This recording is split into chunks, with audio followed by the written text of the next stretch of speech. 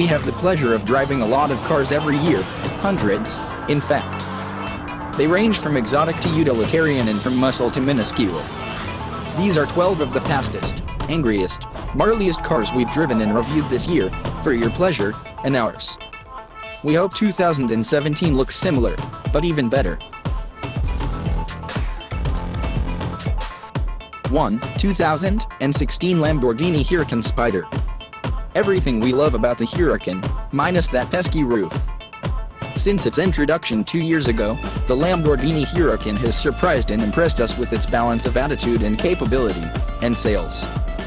The super sports car is another extroverted, candy-colored wedge from Sant'Adonata. We wouldn't expect anything less from Lamborghini, but it backs up its trademark assertiveness with razor-sharp agility. It has proved as eager to devour canyons and square off against frozen lakes as it is to attract police attention, and it seems to have a promising racing career ahead of it to boot. In short, it's a bull that rages, but only when you want it to. And the 2016 Huracan Spyder? It's all that, minus the roof. You don't buy one of these if you're looking to fly under the radar. That's something that has been more true of Lamborghinis, historically, than some other cars in this corner of the market. In case you haven't noticed, things have changed since the age of the Countach. If you've written off Lamborghinis as style over substance blank canvases for questionable aftermarket rims and offensive vinyl wraps, you've been missing out.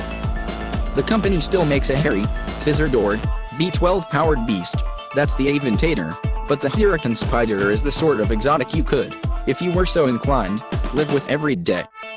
It's comfortable enough to drive cross-country, too, so long as you steer clear of the optional carbon fiber bucket seats and hire a chase vehicle to tote your luggage. But why are we trying to sell you on the practicality of a $267,545 convertible? Buy the Huracan Spyder because it has character, and because it makes a statement no matter which color you order it in.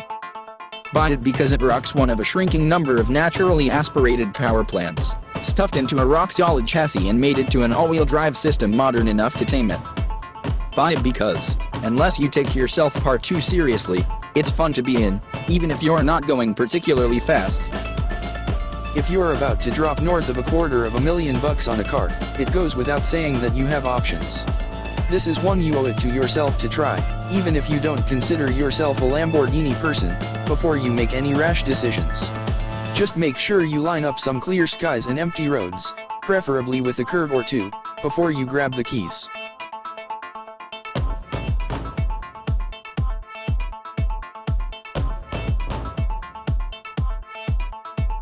2. 2017 Porsche 911 Turbo.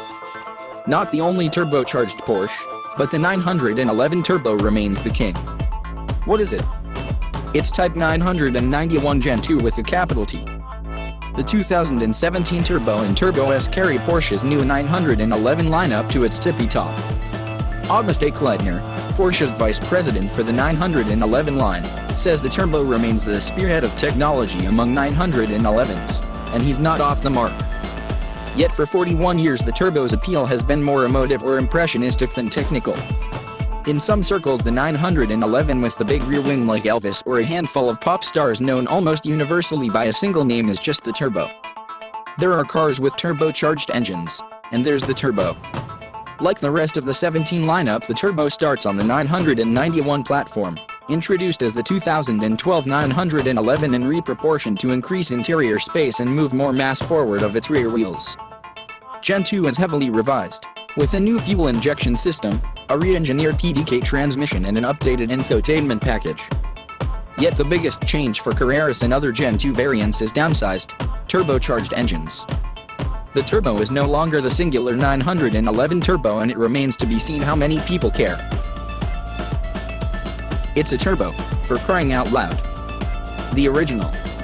Of course, the Turbo's balance of civility and thrills pretty much applies to all 991.2 911s. What distinguishes the Turbo down to sound, which is much harder to tell from the newly turbocharged Carreras, is the massive upgrade in horsepower and torque that can leave passengers looking for their stomachs. While that matters a lot, maybe most to a lot of people, it's harder to draw a significant distinction in core character or fun quotient, or, if you check the right boxes, luxury inside the Turbo. More than ever, The ultimate 911 is defined simply as the 911 with the most power. It's good to be king.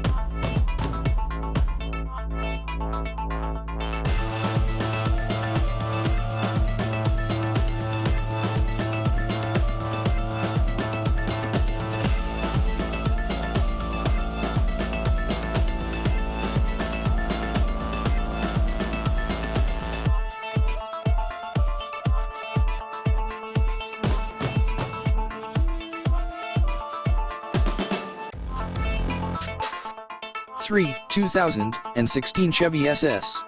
If family matters, skip the minivan.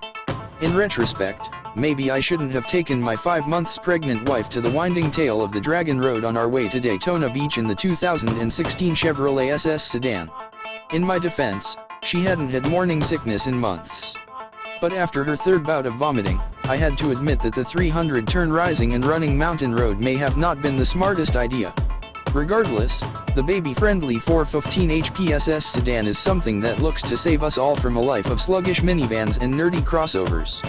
The rear-wheel drive SS is one of the last of a dying segment, and this particular sedan isn't long for this world, either.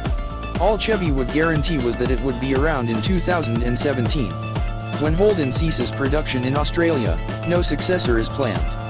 And that'll be a shame, because after about 20 hours in the large but low-key sedan, families need this car, if not for the snarling 6.2-liter V8 that delivers 415 lb-ft of twist along with the same horsepower, then maybe for the new 2016 dual-mode exhaust that sounds about 80% of the way to the new Camaro.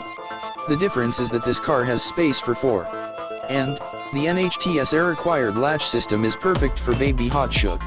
Did we mention it comes with a manual transmission? The SS keeps everything family-friendly, red, right side up, with help from GM's latest magnetic ride control system, which is standard and adjustable through the drive model select dial on the center console. The front suspension has McPherson struts with multiple links and a stabilizer bar. In back, drivers get 3 lateral ball joints per side, a rubber-mounted frame and lightweight aluminum components are used all around. Brembo brakes measuring 14 inches in front and 14.2 inches in back are standard as well, as is a 3.27 axle ratio and automatic equipped cars. A 3.70 is matched with the manual. The SS is plenty big for a family of 4, if not 5 with a bambino or 2. The trunk is massive, easily swallowing luggage for 2 for a week with space to spare. Add to that cheap gas and snow tires, and this could be my family's next car. As big American rear-wheel drive sedans go, there aren't many choices anyway. There's the Charger SRT and that's about it. And the Charger doesn't offer a manual transmission. The 2016 SS comes in at $48,570 including destination and the federally mandated gas guzzler fee. The only options are the sunroof, $900, and a full-size spare, $500. The manual is free. That sticker falls pretty close to the SRT, which starts at about $53,000. Obviously the V8 equipped, rear-wheel drive BMWs and Mercedes-Benzes of the world are a good bit more. So, for your next family car, do you want a mostly front-wheel drive crossover, a frumpy minivan that couldn't find a racetrack if it was on one, or this? Besides, Road Test Editor Jr. is going to have to get used driving roads like the tail of the dragon, either now or later. May as well start now.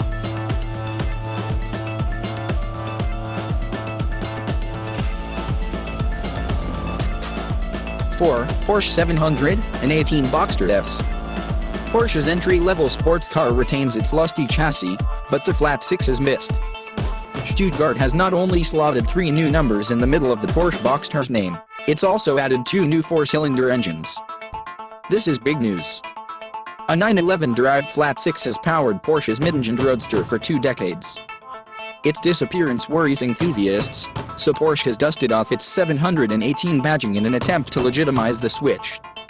It references the mid-engined 4-cylinder 718 that raced with success in the 1950s and 60s. 914, the last Porsche to use a mid-mounted flat 4, didn't make the cut. The entry-level 718 Boxster uses a 2.0-liter turbocharged flat 4, the 718 Boxster S a 2.5-liter version of the same. With 295 HP/280 lb-ft, the 718 Boxster gains 35 HP and 74 lb-ft over its predecessor's 2.7-liter flat six. The S, 345 HP/310 lb-ft, gains 35 HP and 44 lb-ft over the old 3.4-liter. MPG is TBD, but Porsche claims up to a 14% improvement on the European test cycle. This is much more than a midlife facelift. Porsche says only the luggage compartment lids, the windscreen, and the electric fabric roof carry over. The exterior is noticeably wider and tauter looking, and the lightly updated interior features 911 touchscreen infotainment. Naturally, the 718 Boxster's build quality is superb, the design exquisitely executed, and the roof offers impressive refinement when up. It drops quickly at almost 40 miles per hour. It's just that the Turbo 4s cannot substitute for 2 cylinders and a chunk of cubic inches. Don't rush to upgrade if you own the last generation Boxster.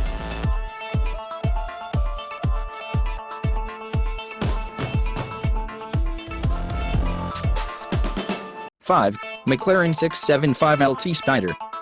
McLaren sells out another. You still need to find a way to drive it. Clipping the top off a car, super or otherwise, doesn't usually improve driving dynamics, top speed, lap times, and looks. Drop-top variants were always softer, flimsier, heavier, and slower than their more protective brethren. Today though, things are different. Most supercars have carbon fiber tubs that don't need to be modified, strengthened, or stiffened. They just need few extra pounds for a mechanism to fold down the top. And so it is with the McLaren 675 LT Longtail Spyder, the latest, and sold out, 666 HP wonder from the people at McLaren HQ in Woking, England. Yes, like the P1 and the hardtop 675 LT, the Spyder is already sold out. And this, from the company that says it needs to do more marketing, especially in the US. If demand is an indicator, we think McLaren is doing just fine. The 675 LT Spyder is named for its long spoiler, reminiscent of the first Longtail, which was the fastest version of the legendary McLaren F1. Like that car, the 675 LT Spyder has more power, less weight, and more aggressive aerodynamics, not just a lengthened rear wing. Output from the 3.8-liter twin-turbo V8 is rated at 666 HP at 7,100 RPM and 516 lb-ft of twist at 5,500 RPM. In the German version of horsepower, Pferdestarke, that's 675 PS, hence the name. A dual-clutch, 7-speed Graziano gearbox sends power to the rear wheels. That Voodoo Magic powertrain is good for a 2.9-second sprint to 62 miles per hour, 8.1 seconds to 124 miles per hour, and a top speed of 203 miles per hour with the top down. Better get some superglue for that wig. The 675 LT Spyder starts at $372,600 and doesn't go up too much from there, unless you start customizing from the McLaren Special Operations team. That's still a bit more than the latest Ferrari 488 GTB Spyder, but it's also a full step more aggressive than the GTB. It's also nearly 600 pounds lighter than the GTB, so it feels a good bit faster. But does it say the same thing, to onlookers, as a Ferrari does? Probably not. Maybe that's what McLaren is talking about when it says it has a marketing problem. This car is every bit as super as the ones we go to first in our minds, but for some reason it doesn't have the cachet outside the hyper-enthusiast community. A little more F1 in the US might help that, as would introducing a few new cars before they sell out. On the other hand, selling every car you make? That's better than the alternative, and what we call a good problem, here in the business.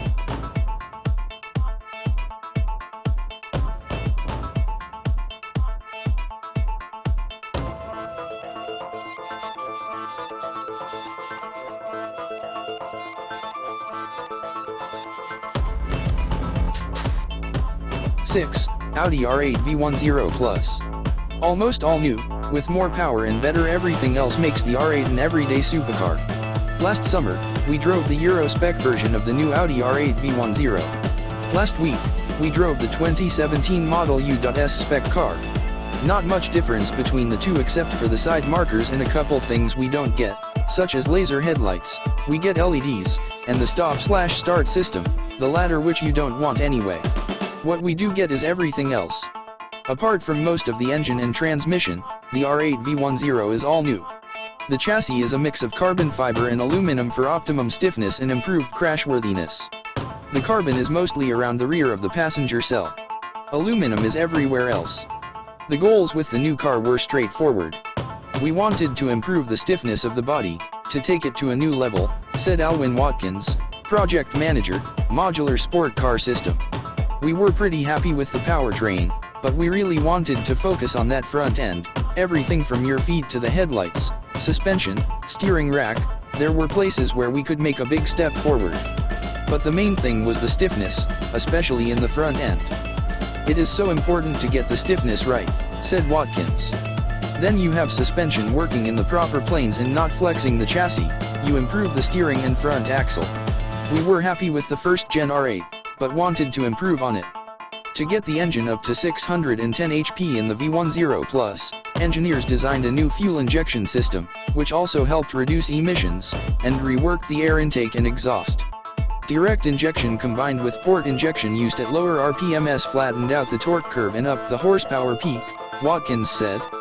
Both versions of the V10 are mated to 7-speed S-tronic transmissions. It's the fastest and most powerful production Audi ever. How could you not want it? You could want any of its competitors, too. Audi says that only the 911 Turbo and Turbo S are its competitors, but you could add the McLaren 575 and 650, as well as the NSX.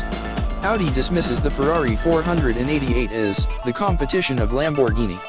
The almost identical Lamborghini Huracan has a slightly shorter tub than the R8, but is otherwise a nearly identical chassis. Lamborghini tunes its suspension and steering differently and does its own interior stitching and things like that. So go ahead and compare the R8 to the Huracan. Compare it to anything that costs from $164,150 for the base 540 HP model to the $191,900 for the R8 V10 Plus. And try to drive them all. You might find the R8's combination of performance and luxury are just right. But stay off the banking at Daytona unless you know what you're doing. And most of you do.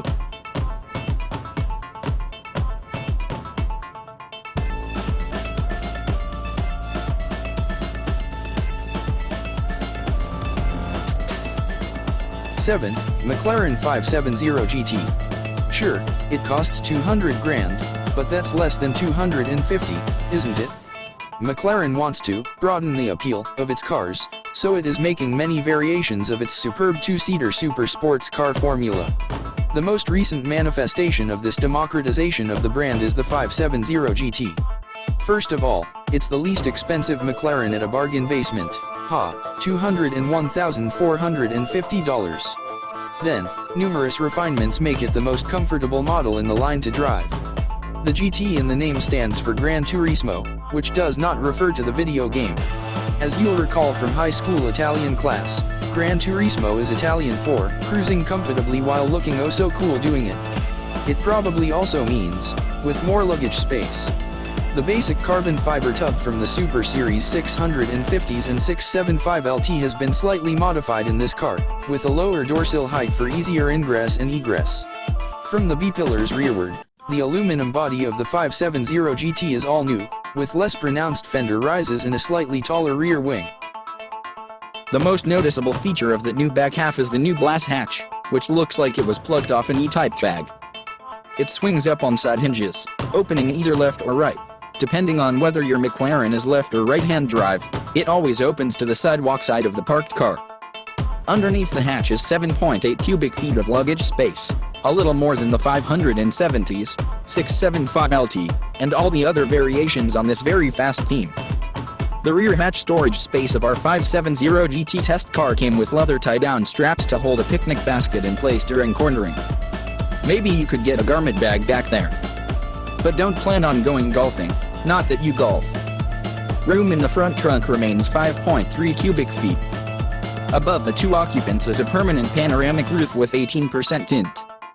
There are even soft closed door latches that gently pull the doors in on their last couple degrees of travel. The powertrain is unchanged from its siblings, The twin-turbo 3.8-liter V8 still sends 562 HP and 443 lb-ft of torque to the rear wheels via a 7-speed paddle-shifted dual-clutch transmission that McLaren calls an SSG, for a sequential shift gearbox. With a wet curb weight of 3,198 pounds, it's all good for a 0 to 60 time of 3.1 seconds and a top speed of 204 miles per hour. The comfort changes between this and the 570s include a steering ratio reduced by 2%, spring rates reduced 15% in front and 10% rear, and Pirelli P0 PSNC, Pirelli noise cancelling, tires that combine with wheel well insulation and a few other touring tweaks to make the 570 GT quieter underway.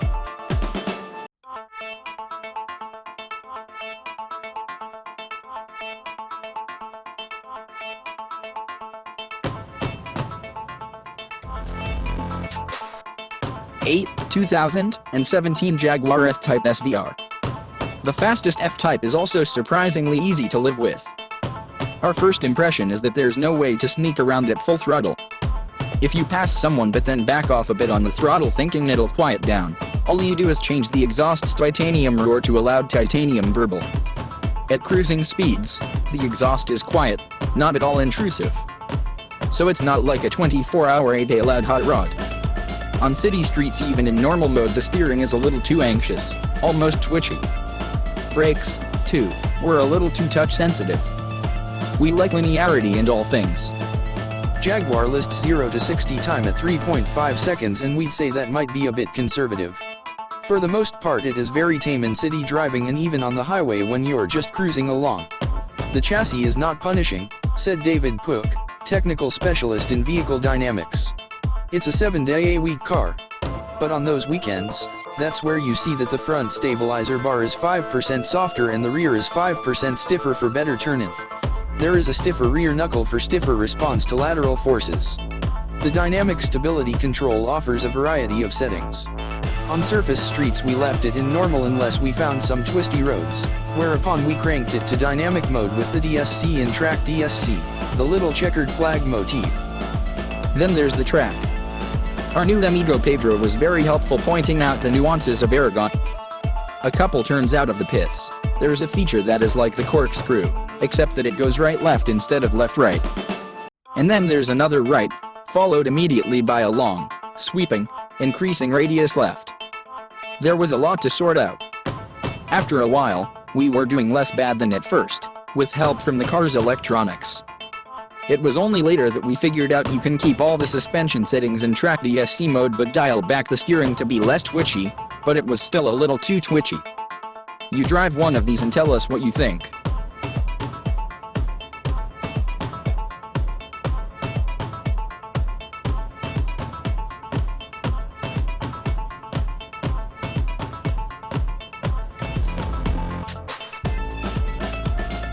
'9 2017 Nissan GTR.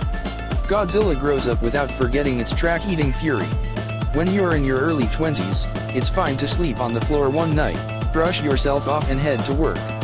But then you grow up. Your back starts to hurt. You move to the couch. And so the Nissan GTR, introduced in 2007, is starting to embrace that it isn't a kid anymore and has gone in search of more comfort for 2017.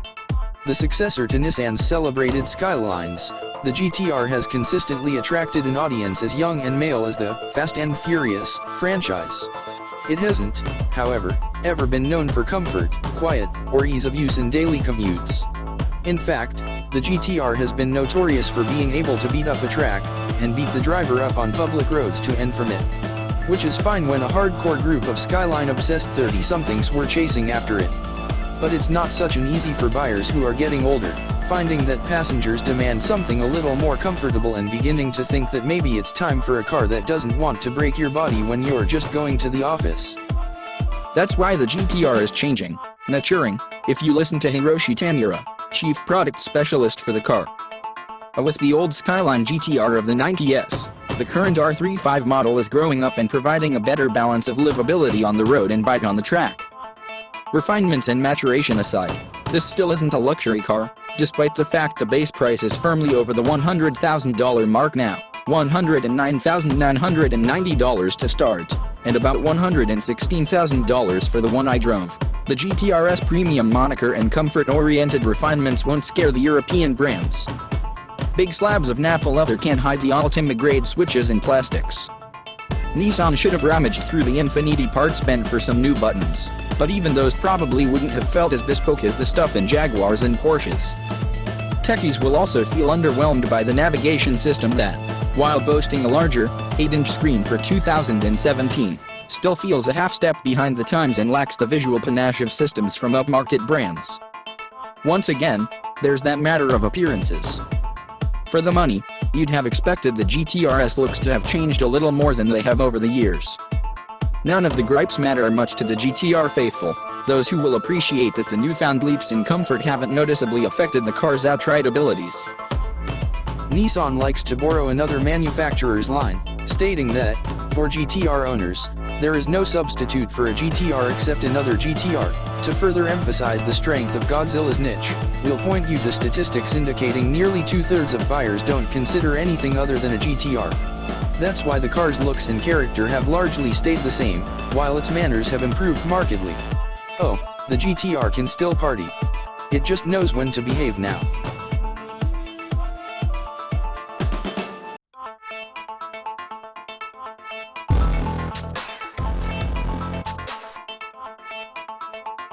#10, 2017 Chevrolet Corvette Grand Sport.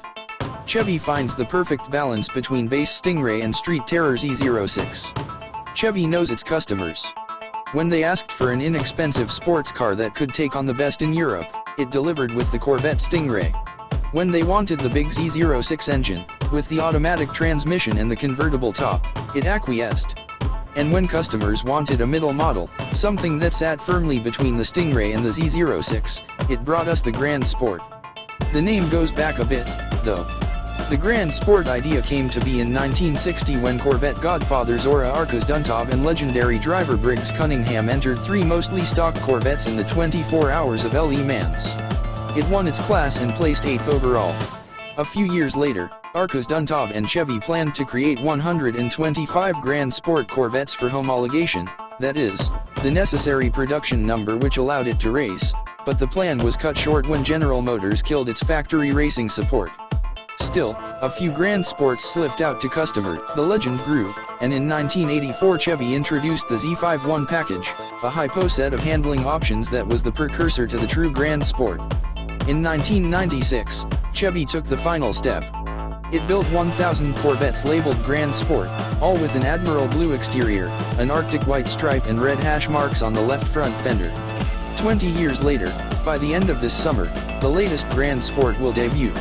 It occupies the space between the Stingray and Z06, stacked with bigger wheels, 19s and 20s instead of 18s and 19s, Michelin Pilot Super Sport tires, Z06 style Brembo brakes, wider rear fenders, special grille inserts, stiffer spring rates and an electronic limited slip differential. The LT1 V8 rated at 460 HP and 460 lb-ft of torque gets a dry sump oiling system and is offered with the 7-speed manual or 8-speed auto transmission option. GM's fantastic magnetic ride control is standard. Like we said, Chevy knows its customers, and its customers like throwbacks. A Grand Sport Collector's Edition will be available. They will have special VINs, a Watkins Glen Grey metallic overcoat with tension blue hash marks over the fender and the carbon flash badge package, black cup wheels and wild-looking blue and black leather seats. We expect NASCAR team owner Rick Hendrick to have one by the end of this sentence. The GS is an even 10 grand over the $56,445 base price of the Stingray. The wider rear fenders and dry sump system alone are probably worth the price of admission. Now, adding the $8,000 Z07 package puts you dangerously close to the $80,445 price of the full-blown Z06. The ultimate Corvette, as Chevy calls it, is an uncaged animal, more in the vein of the Dodge Viper. If you want to be scared every time you drive, or win every street race you find, get the Z06. If you want to improve your driving skills in a piece of machinery made for sticking to corners, the Grand Sport is the way to go. Either way, Chevy has you covered.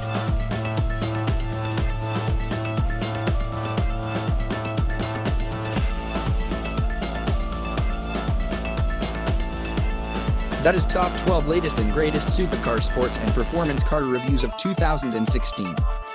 Thanks for watching. Don't forget to subscribe us for more videos.